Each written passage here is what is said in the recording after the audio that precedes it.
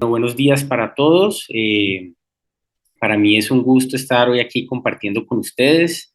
Sé que esta presentación es para pacientes, para educación a pacientes, y realmente para mí es un reto hablar sobre todo a pacientes y intentar simplificar algo de una patología muy compleja, pero vamos a hacerlo de la mejor manera.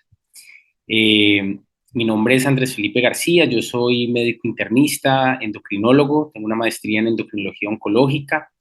Trabajo actualmente en Cali, en el Hospital Universitario del Valle, en Clínica Imbanaco y Clínica de Occidente. Y bueno, voy a hablarles hoy de un tema demasiado apasionante, que es una enfermedad rara, que es la hipercolesterolemia familiar homocigota, pero vamos a tocar un poquito algunos temas sobre el colesterol y sobre la historia. Y para empezar, quiero contarles que, digamos, tradicionalmente cuando hablamos de colesterol, siempre tendemos a relacionar el aumento del colesterol con nuestros hábitos de la vida diaria, pero debemos recordar que tenemos un componente genético muy importante que genera que algunos individuos produzcamos más o menos colesterol. El colesterol se modifica realmente poco con los estilos de vida. Con esto no quiero decir que no debamos alimentarnos bien, comer frutas, verduras, alimentos con alto contenido en fibra, pero realmente la modificación del colesterol va a ser poca con la alimentación. Y esto sucede por una razón especial. Básicamente el 80% aproximadamente del colesterol que tenemos en nuestros niveles en sangre es de producción endógena, es decir, nuestro cuerpo lo produce, nuestro hígado produce ese colesterol. Y existen unas personas que tienen unas condiciones de enfermedad que son de índole genético. ¿Qué quiere decir esto? Que nacieron con esta condición, ¿sí? Que hacen que produzcan más colesterol, ¿sí? Y aquí es donde ubicamos la gran enfermedad como lo es la hipercolesterolemia familiar, que la vamos a dividir en dos grandes grupos que ya vamos a ver más adelante. Para esto quiero comenzar con una historia. Resulta que en el año 1964, en la ciudad de Chicago, en los Estados Unidos, el doctor Stone, que era un cardiólogo, atiende a un paciente muy joven, a un niño de 6 años, que tenía un colesterol supremamente alto, más de 6 veces, digamos, lo que se consideraba el límite normal.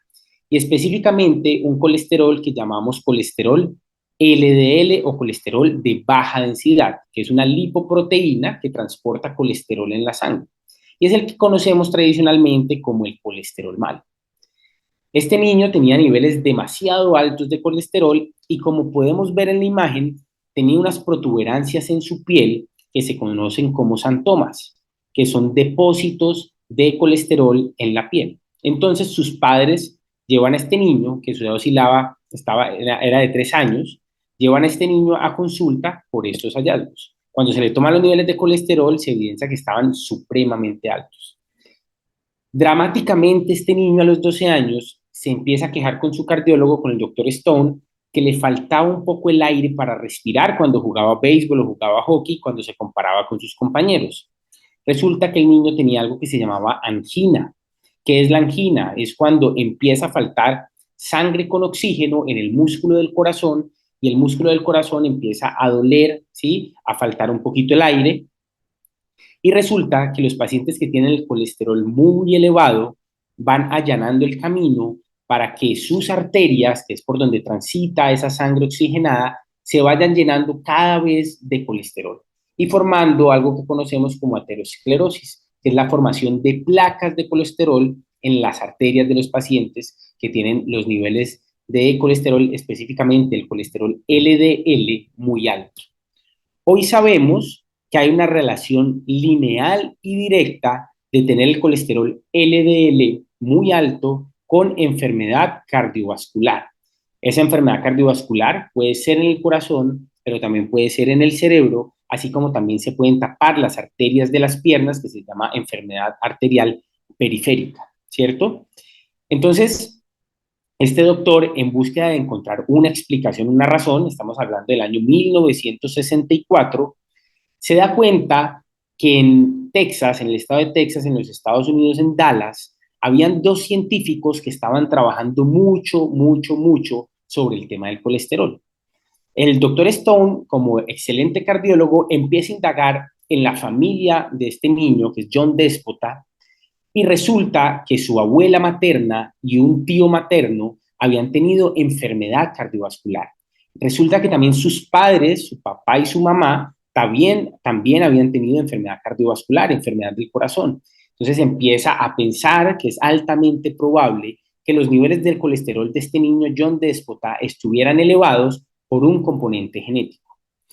Lo que hace el doctor Stone es tomar unas muestras de la piel del papá, la mamá de John Despota y de John, y se lo manda a los doctores Goldstein y Brown en Dallas, Texas, que ya tenían un avance importante en la investigación y en el funcionamiento del colesterol. Estos doctores que hoy son muy famosos, el doctor Goldstein y el doctor Brown, son muy famosos porque en el año 1985 ganan el Premio Nobel de Fisiología y Medicina porque descubren cómo es el metabolismo del colesterol. Y hacen un descubrimiento muy importante en una época que era la época pregenómica, no teníamos estudios del genoma como lo tenemos ahora, era una época mucho más difícil hacer investigación. Y descubren que hay algunos pacientes que no tienen receptores en sus células para el colesterol LDL. ¿Qué quiere decir esto? Resulta que nosotros tenemos ese colesterol LDL que viaja, que lo producimos en el hígado, pero que también viaja por nuestra sangre y en diferentes células del organismo, pero principalmente en el hepatocito, que es la célula del hígado, hay unos receptores, es decir, unas proteínas que están afuera de la célula que se encargan de que ahí se pegue el receptor LDL y no se quede circulando en la sangre, valga la redundancia, sino que se vaya para dentro de la célula y no quede molestando en la sangre y permite que se pegue a las arterias. Entonces, si yo tengo suficientes receptores de LDL en mi célula, tengo la capacidad de coger ese colesterol que está en mi sangre y meterlo a las células de mi organismo. Dentro de eso es, como les decía, la más importante, las células del hígado. Cuando yo logro meterlo a la célula, lo que quiere decir es que mis niveles en sangre de colesterol no van a ser muy altos. Pero si yo tengo un problema genético en el cual no tengo suficientes receptores para meter ese colesterol a la célula, voy a tener un gran problema porque ese colesterol se va a quedar circulando, ¿sí? También hay algunos problemas relacionados con una proteína que se llama una proteína adaptadora del receptor del LDL, que va a hacer que ese receptor esté pero no funcione bien. Hay otras mutaciones menos frecuentes, como las mutaciones en ApoB y otra mutación en algo que se llama los PSSK9, que es una proteína que se encarga de destruir ese receptor de LDL. Entonces hay personas que tienen una mutación que se llama con ganancia de función, es decir, que tienen más de esa proteína que destruye ese receptor de LDL, entonces hace que tenga menos receptor. Y recordemos qué pasa si tengo menos receptor, pues tengo mayor colesterol circulando en mi sangre, lo que va a aumentar el riesgo, ¿sí?, de que ese colesterol que esté circulando en mi sangre me tape las arterias y me genere una enfermedad cardiovascular. Entonces, al doctor John Stone, ¿qué le tocó hacer con su paciente?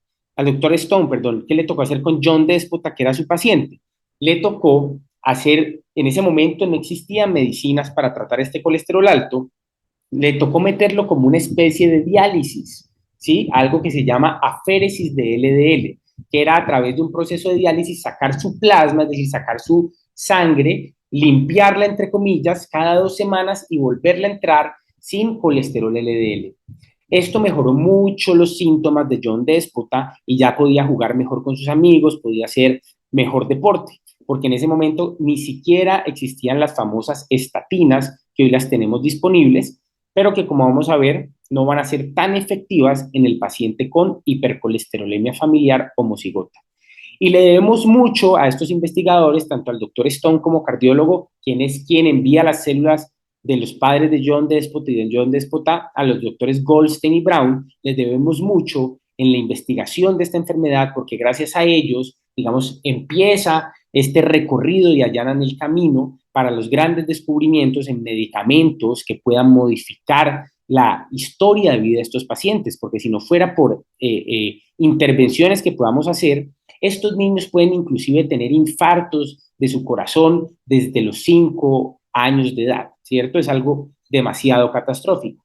Y miremos un poquito la epidemiología. Esta es una enfermedad realmente rara, donde su frecuencia es poca. Y esta gráfica es muy interesante porque nos muestra como toda la población del mundo y nos ubica según la cantidad de población en ese momento, cuánta cantidad de pacientes podemos encontrar en alguna región o en algún lugar con esta enfermedad. Y miren en la parte superior de la gráfica, miren que cuando hablamos de hipercolesterolemia familiar heterocigota, que es digamos como una hermanita menor de la hipercolesterolemia familiar homocigota, porque es menos grave y menos agresiva, porque los pacientes tienen niveles de colesterol también muy altos, pero no tan altos como la homocigota, ya vamos a ver bien, se puede presentar en 1 de cada 250 personas, digamos es relativamente frecuente, pero cuando hablamos de la enfermedad de la hipercolesterolemia familiar homocigota, vemos que esta enfermedad se presenta en 1 de cada 250.000 a 1 de cada 360.000 personas, ¿sí? Entonces, es una enfermedad rara, pero es una enfermedad que debemos conocer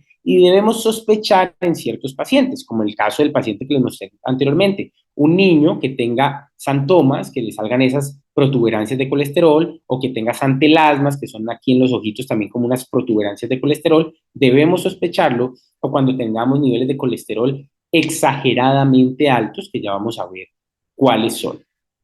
Entonces, como les decía, hay dos tipos, una hermanita menor y una hermanita mayor. Esa hermanita menor es la hipercolesterolemia familiar heterocigota. Generalmente se produce porque hay una falla en una copia de un solo gen. Y eso me va a generar un colesterol LDL, recuerden que es como el colesterol malo, mayor a 190. Aquí en Colombia aproximadamente y alrededor del mundo, 1 de cada 5 personas que tenga el colesterol LDL mayor a 190 puede tener una hipercolesterolemia familiar heterocigota, ¿cierto? Y miren también aquí en la gráfica, en la parte superior, cómo estos pacientes pueden tener enfermedad cardiovascular de forma temprana, más o menos entre los 30 y 60 años. No es normal que una persona tenga enfermedad cardiovascular, es decir, que se tapen sus arterias del corazón o que se tape arterias del cerebro o de las piernas antes de los 60 años. Estos pacientes, al tener el colesterol LDL un poco más alto, pues tienen un mayor riesgo de que esto suceda un poco más temprano. Y miren lo que les decía anteriormente, la presentación o su prevalencia va a ser más o menos de un paciente por cada 250 personas. Digamos que es una enfermedad relativamente frecuente. Pero ¿dónde vamos a tener el mayor problema? Lo vamos a tener en la hermana mayor, que es la hipercolesterolemia familiar homocigota. Y aquí lo que sucede es que hay alteración en las dos copias del gen, ¿cierto? Y vamos a encontrar niveles de colesterol dramáticamente altos y lo tenemos que sospechar cuando tengamos un paciente que tenga un colesterol LDL mayor a 400. ¿Sí? Aquí tenemos que tener una alta sospecha que mi paciente tenga una hipercolesterolemia familiar homocigota. ¿Por qué es muy importante sospecharlo y diagnosticarlo? Porque miren algo muy grave. Estas personas pueden tener enfermedad cardiovascular siendo niños o siendo adolescentes a una edad demasiado temprana y tenemos que actuar rápido, no solamente para mejorar la supervivencia de estos pacientes, sino para mejorar su calidad de vida. Si no logramos mejorar su calidad de vida, son niños que desde muy temprana edad, así como le pasó a John Déspota, pueden tener síntomas de ahogo, síntomas de dolor en el pecho. Por esta razón es muy importante poderlo diagnosticar. Y miren al final, digamos que es una patología ya que se considera rara, bastante rara, porque se presenta en un paciente de cada 300.000 o como lo dijimos anteriormente, de cada 360.000. Pero siempre tenemos que tener los ojos abiertos, porque si no las conocemos, si no los sospechamos, pues nadie los va a tratar y son pacientes que pueden sufrir mucho en este proceso. Entonces, aquí vuelvo a la explicación que les había dado anteriormente, pero con una gráfica que es más fácil de explicar.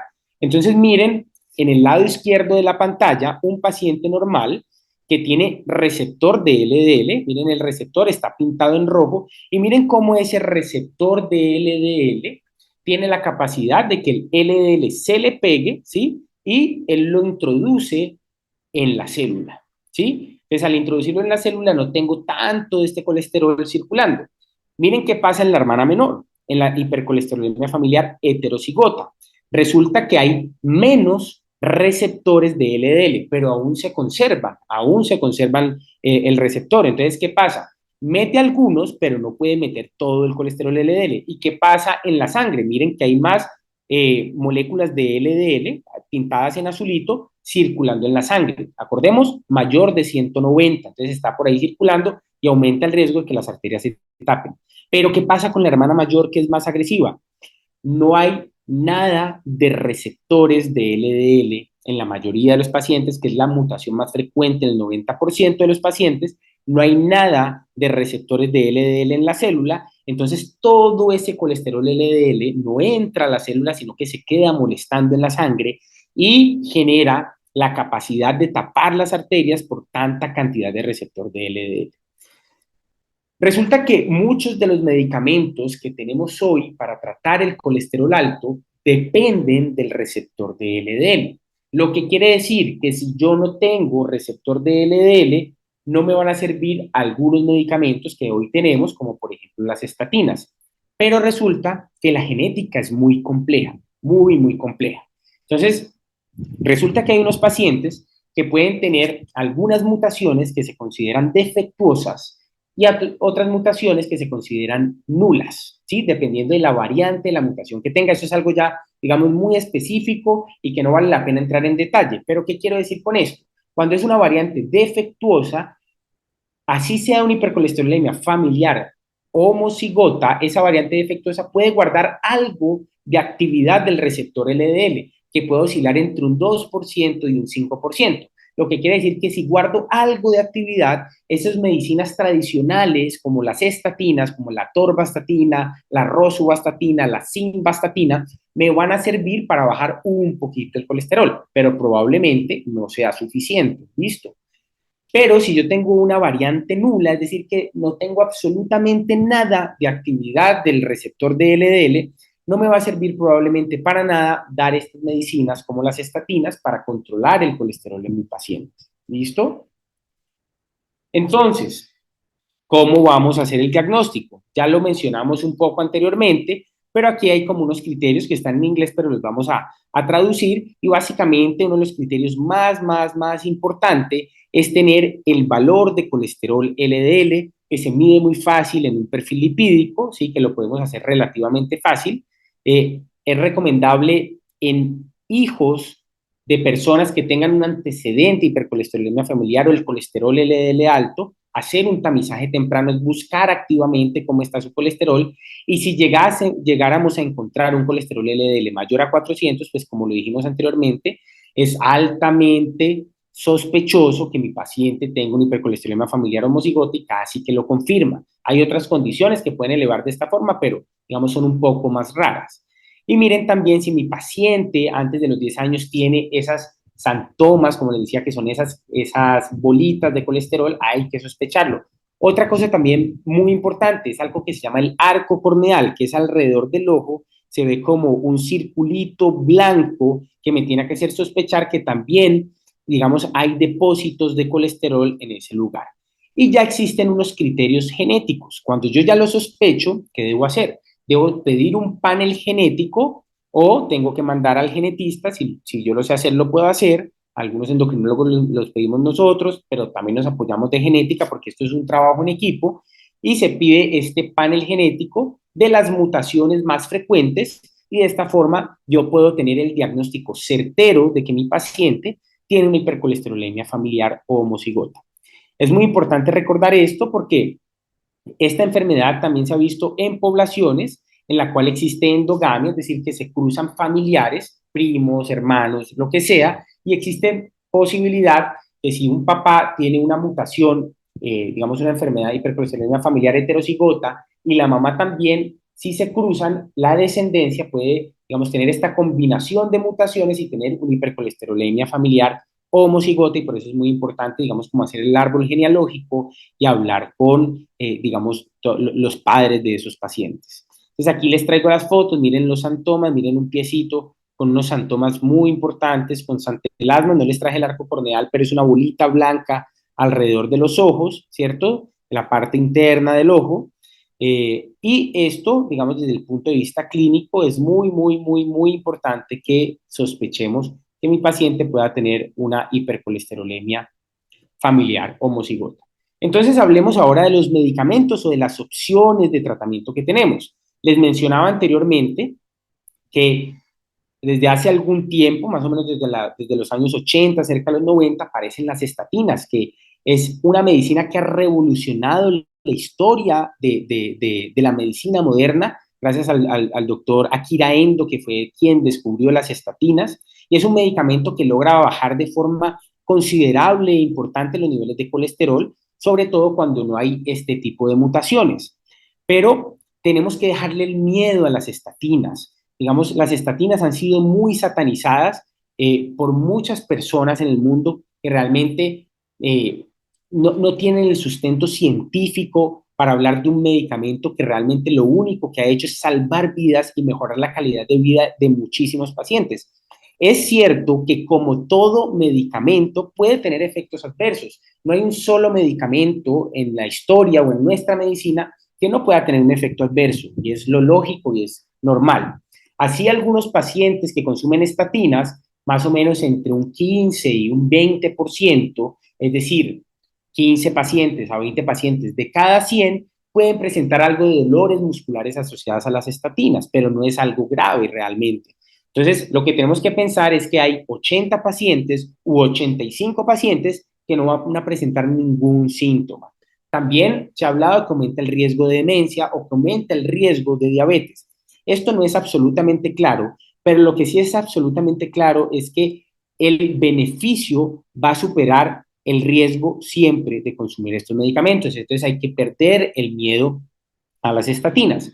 Hay otros medicamentos que se llaman los inhibidores de la PCSK9, que como les contaba, ¿se acuerdan que hay esa proteína que se encarga de destruir el receptor de LDL? Entonces, si yo pongo un medicamento que inhibe a esa proteína, entonces no voy a destruir el receptor de LDL y ese receptor se puede ir a la célula y hacer mejor su trabajo, meter a esa célula más cantidad de LDL y que ese LDL no se quede circulando. Entonces, estos son unos medicamentos relativamente nuevos que también han llegado a ayudarnos muchísimo en estos pacientes. ¿Qué pasa? En la hipercolesterolemia familiar homocigota, generalmente estos dos tratamientos de las estatinas y los inhibidores de la PCSK9 se quedan cortos y no son suficientes para llevar a la meta de colesterol a mi paciente. Entonces vamos a tener que utilizar otras terapias. ¿Qué otras terapias tenemos? Tenemos una terapia que se llama aféresis de LDL. ¿Se acuerdan la historia que les conté del niño de John Stone?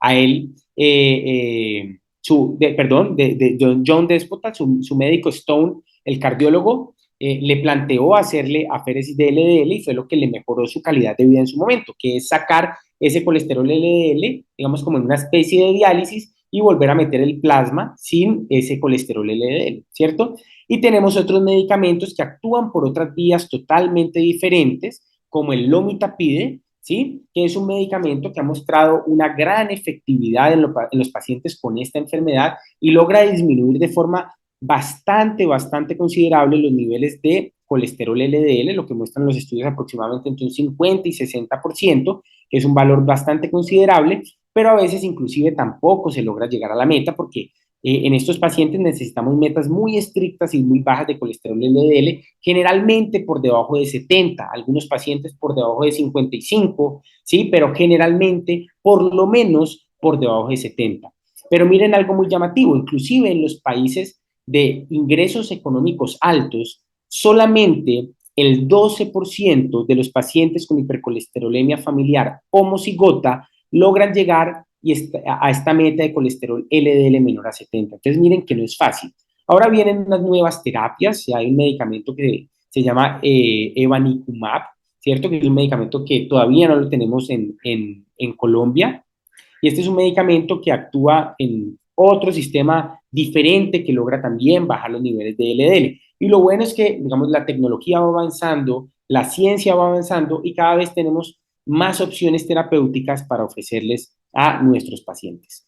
Entonces, el gran mensaje que yo les quiero traer hoy con estos medicamentos es perderle el miedo a los tratamientos, que ustedes como pacientes se eduquen y no se dejen engañar por muchas personas que salen en redes sociales, haciendo mala información. Recordemos que aquí la dieta también es muy importante. Hoy también hemos tenido muchos niveles de colesterol LDL altos por dietas sugeridas por influencers que tienen poco conocimiento y poca capacidad intelectual probablemente para explicar muchas cosas y engañan a la gente diciéndole que pueden comer altas cantidades de grasa, no consumir frutas, no consumir fibra, y eso claramente va a generar un aumento notable del colesterol LDL.